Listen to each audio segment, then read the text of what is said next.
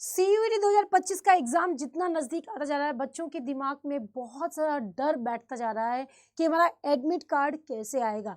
क्या हर सब्जेक्ट के एग्जाम के लिए अलग एडमिट कार्ड आएगा, यानी एक स्टूडेंट मल्टीपल एडमिट कार्ड मिलेंगे क्या? तो ये सब दिमाग में जो चल रहा है, बहुत सारी वीडियोस इस पर आ रही हैं, बच्चे बार बार कंफ्यूज्ड हो रहे हैं। तो पूनम मैम आपके लिए एक सटीक जानकारी बस 2 मिनट में आपको बताने वाली है। ज़्यादा समय जाया नहीं करना है क्योंकि आपका समय बहुत ज़्यादा कीमती है।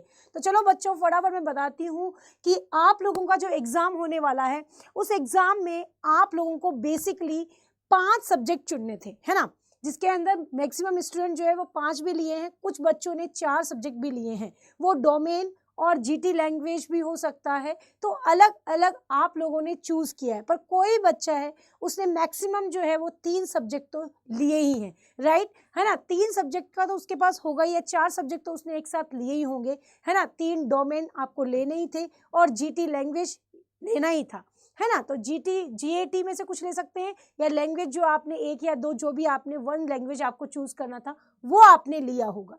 बट इन सब में अगर आपको देखा जाए तो सबसे पहले बात करते हैं कि अगर आपने मैक्सिमम 5 सब्जेक्ट में से 4 चुने हैं, तो 4 सब्जेक्ट आपने जो लिए हैं, उन सब्जेक्ट की अगर मैं बात करूं तो मेजर टेस्ट जो होने वाले हैं वो कब होंगे। तो एनटीए ने ये बताया है कि अगर आप किसी भी स्टूडेंट को देखो तो वो 4 सब्जेक्ट का अगर एग्जाम देने के बैठेगा तो 4 घंटे लगातार वो एग्जाम नहीं दे सकता है। तो एनटीए ने इस प्रोसेस में थोड़ा सा मॉडिफाइड कर दिया है इस बार।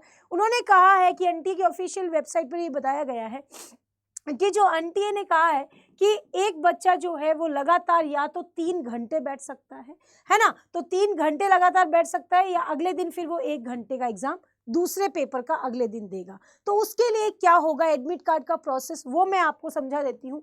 फटाफट देखो बच्चों, आप लोगों का एडमिट कार्ड और एग्जाम डेट को देखते हुए एक बात समझ में आती है। सबसे पहले मैं एक चीज आपको बता दूं यहाँ पर कि अगर आप बात करें बेटा, आपके पास सब्जेक्ट है, आपने 4 सब्जेक्ट लिए हैं, है ना, 4 सब्जेक्ट आपने लिए हैं, तो ऐसा हो सकता है कि 2 सब्जेक्ट आपका एक दिन एग्जाम हो, है ना, एक ही दिन 1 डे में ही हो जाए, और 2 सब्जेक्ट आपके क्या हो जाए बेटा, अगले दिन हो जाए, है ना, नेक्स्ट डे हो जाए, ऐसा भी हो सकता है। या फिर 3 सब्जेक्ट 1 डे हो जाए, है ना, और 1 सब्जेक्ट वो नेक्स्ट डे हो जाए।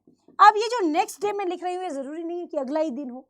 ये अगला दिन मतलब कि डेट अलग अलग हो सकती है। अगर 8 मई को एक एग्जाम हो रहा था, वो 12 मई को भी हो सकता है, दूसरा एग्जाम 12 को हो सकता है, तीसरा एग्जाम 17 मई को भी हो सकता है। तो एग्जाम डेट जो है वो डिफरेंट होगी, एक दिन में सारे एग्जाम नहीं होंगे बेटा।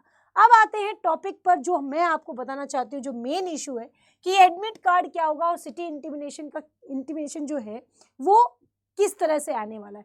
तो एडमिट कार्ड और आपके पास में एग्जाम डेट की मैं बात करूं तो अगर बच्चों आपके पास 4 सब्जेक्ट है, 5 सब्जेक्ट है, जितने भी सब्जेक्ट हैं उनमें आपके पेपर फर्स्ट और सेकंड, पेपर थर्ड और फोर्थ, है ना, मैं 4 को टारगेट करते हुए बता रही हूँ, ऐसा 5 वाले सब्जेक्ट में भी हो सकता है। तो 4 फर्स्ट और सेकंड पेपर का मतलब होता है केमिस्ट्री और हिंदी हो सकता है, फिजिक्स केमिस्ट्री हो सकता है, फिजिक्स और मैथ हो सकता है, केमिस्ट्री और बायोलॉजी हो सकता है, कोई भी हो सकता है। 2 पेपर एक दिन में हो गए, फिर नेक्स्ट पेपर अगले दिन होंगे, एक दिन में सारे पेपर नहीं होंगे। तो फिर एडमिट कार्ड, बिल्कुल सही सुन रहे हो आप कि आपका जो पहला पेपर होने वाला है, जहां 2 पेपर एक दिन में होने वाले हैं, उसका एडमिट कार्ड आपको पहले मिलेगा। उस एडमिट कार्ड में 2 ही पेपर के मार्क नंबर्स होंगे, वहीं पर आपको उसका सिटी इंटीमेशन पता होगा, है ना, सिटी इंटीमेशन जो है वो वहां पर दिखाई देगा। तो यहाँ पर आपको, अगर आपका मान लो बेटा आपका पेपर जो है वो 10 मई को है, तो आपका एडमिट कार्ड 7 से 8 को आएगा, और सिटी इंटीमेशन जो है वो आपका 5 से 6 को आएगा।